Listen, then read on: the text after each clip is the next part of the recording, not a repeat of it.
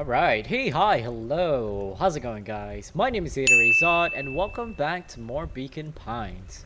Now, before I begin, be sure to like, subscribe, and get the bell on so you stay up to date on all my latest videos. So, last we left off, we were downstairs in the basement of our house, and Mr. Tolliver kind of stumbled upon us, and we kind of knocked him out. We took him hostage. We didn't take him hostage. We tied him up and we interrogated him. We didn't really learn much. We learned I think there was something going on, the source and all that. So now, but we got frozen at the festival again. So what we're gonna do is we're gonna go back to the interrogation, and we'll try a different method this time. We went hard. So now let's try Sly. Let's try Sly. They'd run the classic good cop, sly cop interrogation. Luca and Rollo ducked behind a barrel, leaving Beck to her task. With a few crisp snaps, she roused Mr. Tolliver. What's going on here? You're that Moodville girl. Please, call me back. Sorry about all this. Mr. Tolliver looked down and shifted a bit, testing his restraints. Seems there's been a mix-up. You see, I'm down here for the same reason you are. Juniper sent you here? Beck caught herself before letting the surprise manifest on her face. She'd already gotten him to reveal his relation to Gran. This was gonna be easy. You know how Juniper is for precautions. Operation Sparkplug has us all on edge. I guess she thought you needed some backup. But she sent a child? A better way to avoid prying eyes. Who would suspect a kid? I suppose that makes sense. Mr. Tolliver wriggled a bit in his restraints. Oh, I'm so sorry. Beck quickly removed the ropes. That had to be uncomfortable. A little, yeah. But you understand. We never know who to trust in this town. Mr. Tolliver rubbed the growing knot on his forehead. Very true. So, it turns out we're both here to... Beck twirled her hand, as if to prompt Mr. Tolliver to finish her thought. destroy the evidence. Beck shook her head and clicked her tongue. Yeah, the old gal is nothing if not thorough. Mr. Tolliver let out an amused huff in agreement. She sure is. Can't blame her, though. When would have found out that we were going to destroy the source? Well, we both know how bad that might be. No one will know anything once I finish cleaning things up down here. Beck was on a roll now, playing Mr. Tolliver like a fiddle. Sure you can finish this up on your own? Juniper trusted me for a reason. You can leave the rest to me. Good. There is one more loose end I'll go work on. Loose end? Oh, it's nothing really. The other day I had the radio on scan while we were talking to Candy Shelf. And wouldn't you know it, I intercepted an odd phrase in a perennial harvest transmission. Underground secrets. That's ominous. I think it might be a password, but Juniper dismissed it. Said it wasn't mission critical. What's the password for? We don't know. So we have a password and nowhere to put it? It's gotta mean something, right? Get thinking. You should probably go work that out. I got this under control. That's a relief. Continue to beat this basement gives me the willies. Heading for the stairs, Mr. Tolliver hesitated and turned to Beck with a puzzled look. She grinned and gave him a peppy wave. With a shrug, he continued up the stairs, whistling a jaunty tune. You guys catch that? Sure did. This whole time Mr. Tolliver's had a candy shelf. All he ever sells us is apples. Beck blinked slowly in disappointment. Password, Rollo. Well, sure, but once things are back to normal, I'll be having a word with Mr. Tolliver about that candy shelf. Fine. In the meantime, I've got an idea. She turned to the table and began tearing small scraps of paper. He said he heard a password on the radio. Any good spy transmission is never what it seems. Beck marked each scrap of paper and leaned back. We just need to find a hidden meaning. Okay. What's another word for underground? Buried? Covered? Could it be a cover-up? Maybe it's one of those each letters and number thingies. So U would be 21. N would be 14. D would be... Ooh. It's an anagram. Nuncreed's drugstore. Luca and Beck looked at Rollo with amazement. Wow. Oh, that was incredible. Well, it's either that or Kren's new drugstore. Yeah, I think you're right the first time. How did you do that? What can I say? I love ciphers. Well, I guess we know where to go next. Interesting. Maybe that's why she wasn't drug nun creed. Oh, hello. You scared me half to death. Sorry. You kids haven't seen Mr. Tolliver around, have you? Nope. He's got me waiting around like the last slice of pie. I swear that man will be late to his own funeral. Okay, bye. I think the password is to get into Parental Harvest, right?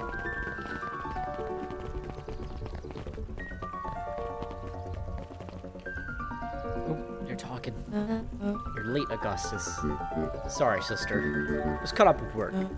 Work? You? I had a few more details to lock down for the festival. Oh, what do you have to report? What is this insipid town festival really about? I think... Gus looked around nervously.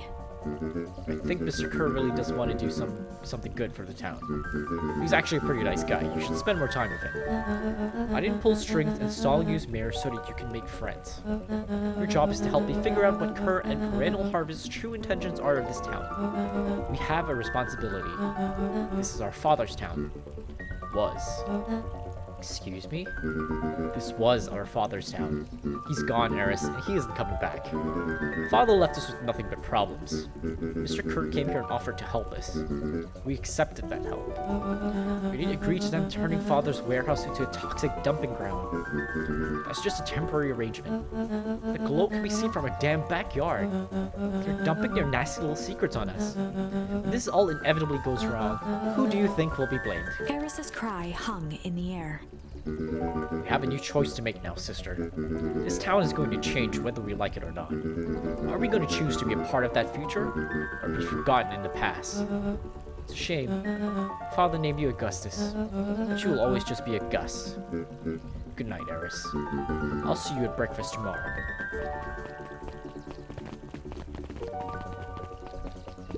It's getting late, children.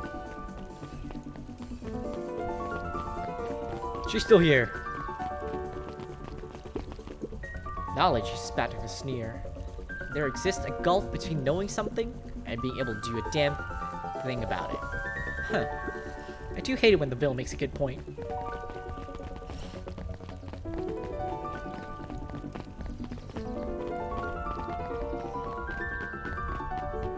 Hey, bro. Solomon stood proudly at the entrance to the drugstore, holding a brown bag overflowing with black licorice. Hey, Solomon. We're looking for Mrs. Nuncree. Is he still in there? I'm afraid not. And where'd you get the candy from? You might say we have an arrangement. Solomon shoveled a surprising amount of licorice into his mouth. Sometimes it's the small pleasures in life. Though we might not always have family to rely on, licorice has never let me down. Well, I can't see licorice would be my first choice. But whatever floats your boat. You can tell a lot about a person by their choice of confection. Oh, yeah, I guess. I like sour gobs. I'm certain you do. I've always wondered why Mrs. Nuncree kept licorice in stock. You must eat enough of it to make it worthwhile. There are many ways to earn loyalty. For some, it's as easy as cold hard cash. Cool. Well, he's right, it's locked.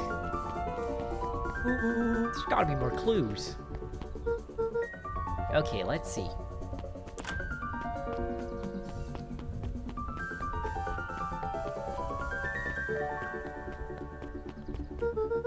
The answer's gotta be around here somewhere. Let's see.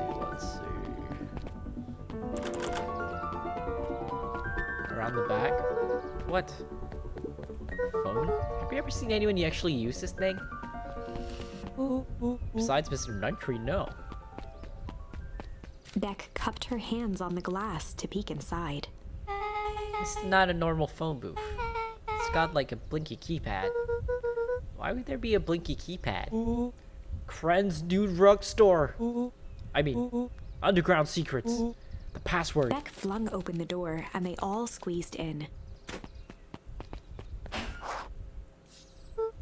Alright, let's see here. Luca cracked his knuckles and entered the letters into the keypad. Underground secrets. Sounds like that did something. Great, now what?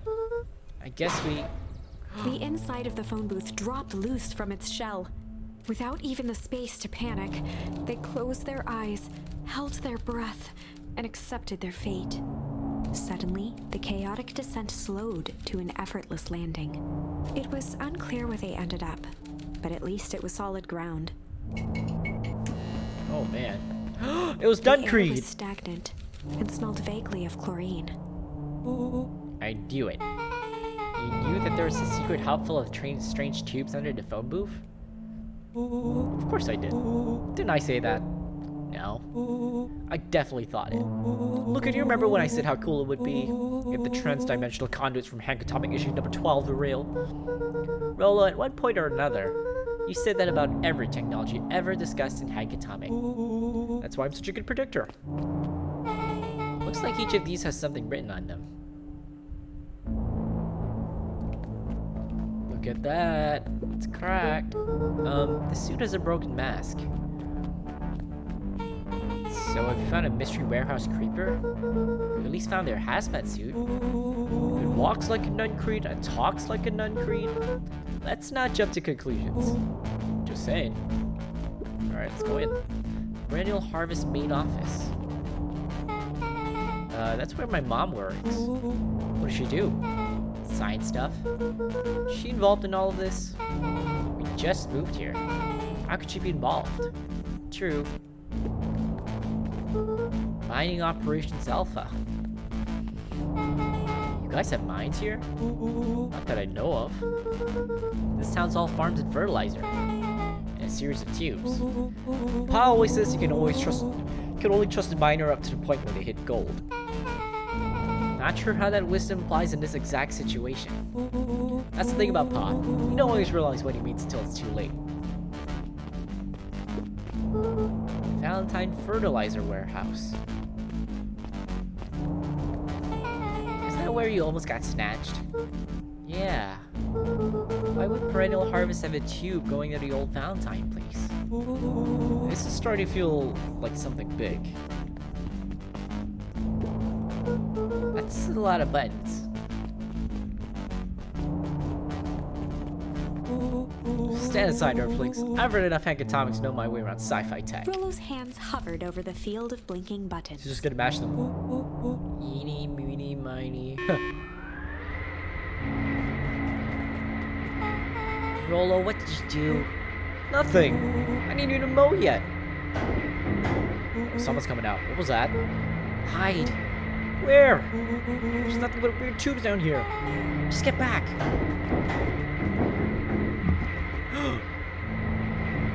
Shit. Shit. Shit. Awesome. You all need to come with me. Now. We aren't going anywhere with you. Not until we get some answers.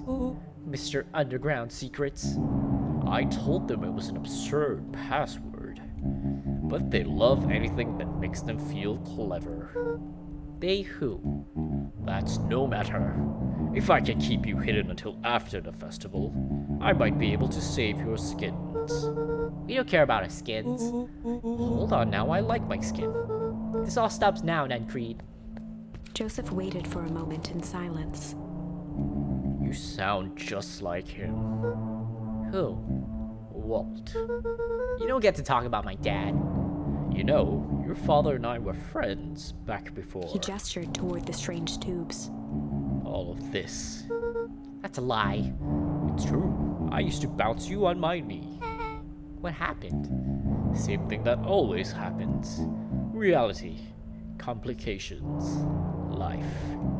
We were a team, Walt and I. An idealistic doctor and a bright-eyed pharmacist. Both hell-bent on helping folks. So you were his sidekick? No. We were partners. He helped the patients and I helped him. Yep, total sidekick. Nuncreed let out a growl of a sigh. Luca, I need you to know this. I need someone to know this. One day, Sharper Valentine comes to us. Says he's got an opportunity. He'd found something he didn't quite understand. And he was willing to pay us both handsomely to help him understand it. And my dad said no. Your father and I both believed in helping people. But the thing I could never get him to understand was, it's a lot easier to help others if you help yourself now and then. Classic sidekick into villain plotline. Walt loved being righteous, almost more than he loved his family. He was wrong about one thing, though. When he begged me not to take Valentine's offer, he said, "Joseph, if a person says yes one time to Sharper Valentine, he'll make sure they keep on saying yes to him until the day he's dead and gone." He shook his head wistfully. Sharper's long gone, but he's still got me saying yes. Is there a point to this sob story? Not really, no. Just an old man trying to delay what needs doing. Nuncreed took a menacing step towards the children. I tried to keep you safe. I tried to keep you and Juniper out of this. But you forced my hand. Luca began to laugh. What? You really don't know? My credit isn't out of this. She's been scheming right under your nose. Juniper? Seems like she's planning on crashing the town's party. She's going to disrupt the festival? Why would she? Color drained from Nuncreed's face. How does she know? Apparently she knows a lot of things. What? Let's just say this isn't the only underground layer we've busted today. And honestly, hers is way cooler. She's got maps and explosives and bad intentions, big man. Nuncreed grabbed Luca by the shoulders. His eyes were frantic. You need to tell me what she's going to do right now. She doesn't understand what it is she's messing with. Tell me now! She's in danger, boy! I don't know. She had a map with a mark on the fountain in town square. A fountain? But why would... A jolt of realization struck Mr. Nuncreed. She knows about the source. What the heck is the source? If she tries to destroy the source, it can catalyze and... Dear God, she's going to freeze us all.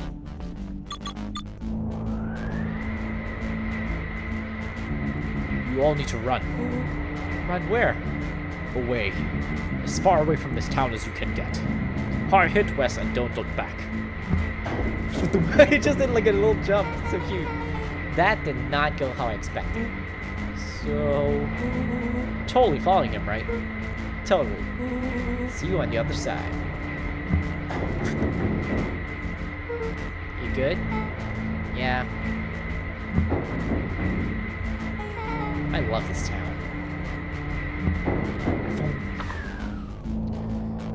Well, Chapter I kind of 8. figured that Grandma was the one that's causing the ice, because it seems like, hard truth. you know, it seems like she's always behind it. But it seems like it's not intentional. Oops. My light went out. Beck leapt up, allowing the suction to yank her into the dark.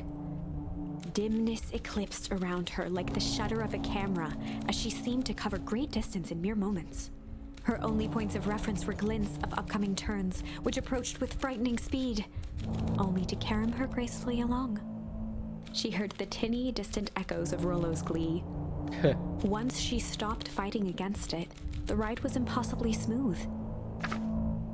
Then, all of a sudden, as if minutes had passed in an instant, light blazed into view.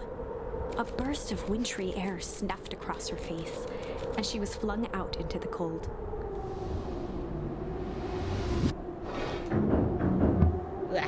Oof.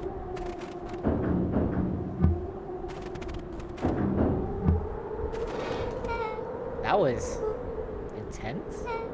Yeah. I think I might have parted some fluids in there.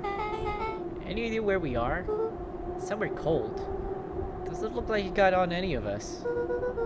Didn't feel like we traveled that far. So where did it all go? This place sucks. Why would anyone even want to blow something up out here? Only one way to find out, I suppose. Gotta catch up to Nuncreed. I think it went this way. This is Beacon Pines. This looks familiar, yeah. Maybe we can clear off the snow. No time, Miss Nuncreed's getting away. this is town. What the hell? Okay, this is starting to feel really familiar. I may not be the most well-versed in all things Beacon Pines, but this does look this does look like some sort of frozen replica of town. Oh, I got it. It's so obvious now. Mr. Nuncreed's an alien. Rolo, stick with me here. His species can only live in sub-zero temperatures.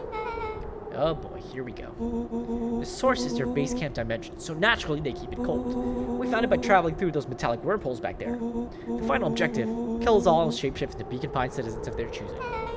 You never really had me, but you very much lost me there. You get used to it. We should keep moving.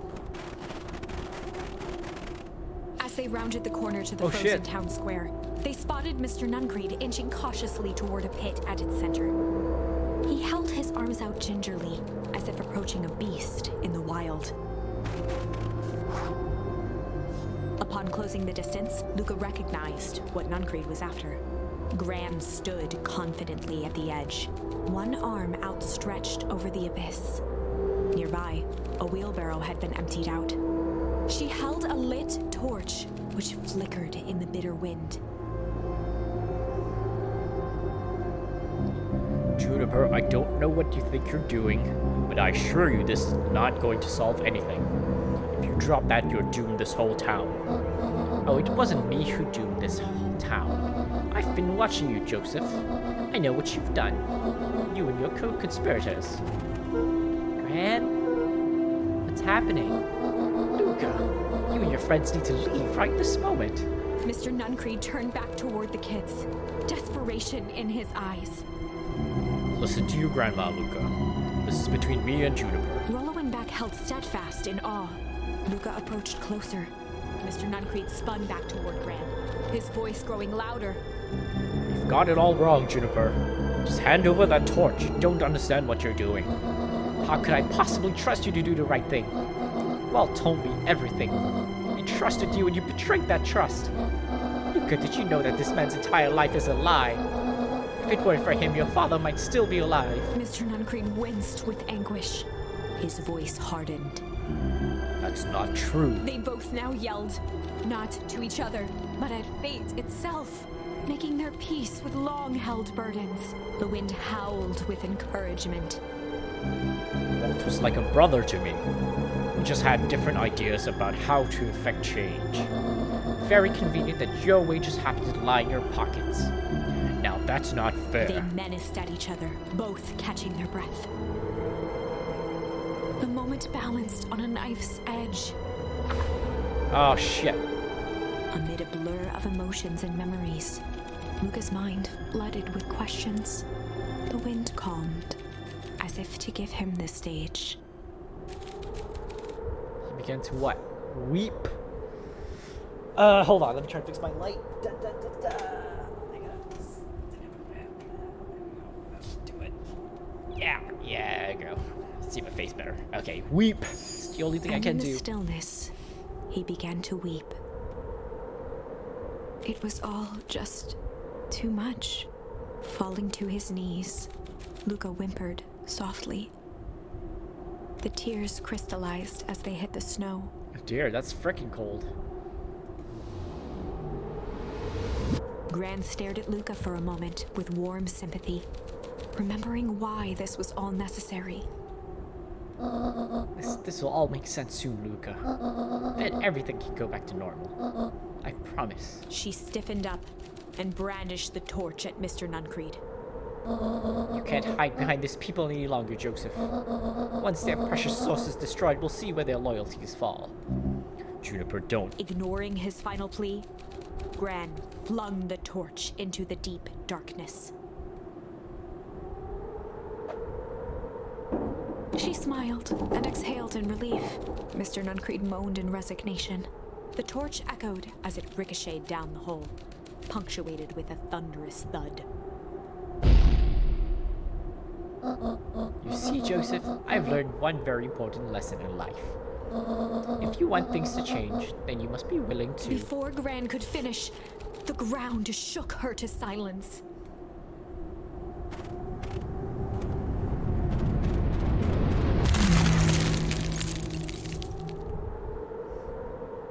Oh, she ran to protect Luca. Gran only had time to spin around and run to Luca. Her attempt to shield him, an honorable but trifling act. Unflinching love, pitted against an unthinking horror, there was no contest. Her warm embrace froze in an instant. That is where they remain, fixed in place, forever. And so, our story ends on this melancholy scene. In a town brought low by its secrets, sits the frozen statues of a misguided band of meddlers. The end. Well, that was dire. On the bright side, we finally figured out where all the ice is coming from. Now, we just need to find a way to deal with a mystic, unfathomable force of nature. Okay. Do you think you should I just go? Oh no. Oh, okay, yeah. Chill cop? I don't know if that'll change They'd anything. run the classic good cop, chill cop interrogation. I'll handle this. Just gotta play it cool. Luca walked calmly to the light switch, flicking it off and on a few times. Mr. Tolliver shook his head, gathering his wits. Golly, I sure got my bell rung. He looked over to find Luca, who returned a calming grin. Sorry, Mr. Tolliver. This was all a big mistake. Luca, what's going on here? Why do you have me strapped down? No one's fault, really. Rollo just got a little startled. Rollo's here? Rollo and Beck emerged from hiding to give a timid wave.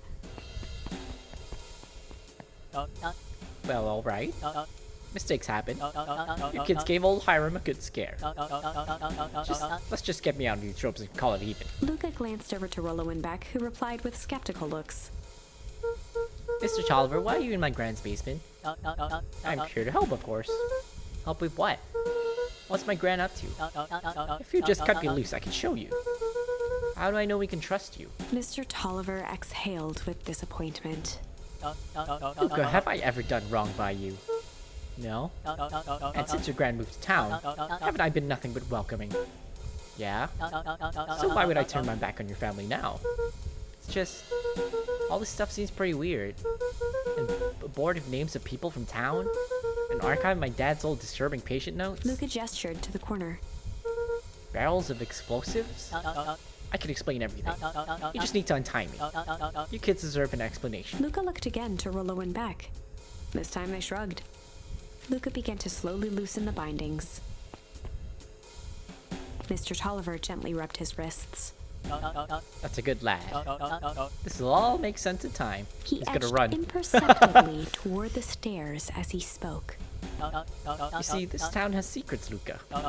Very dark past indeed. Before the kids had even noticed his movement, Mr. Tolliver was at the light switch.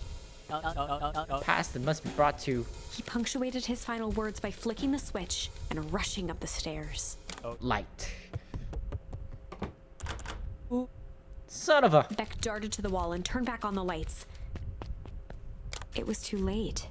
Rollo confirmed what they all heard.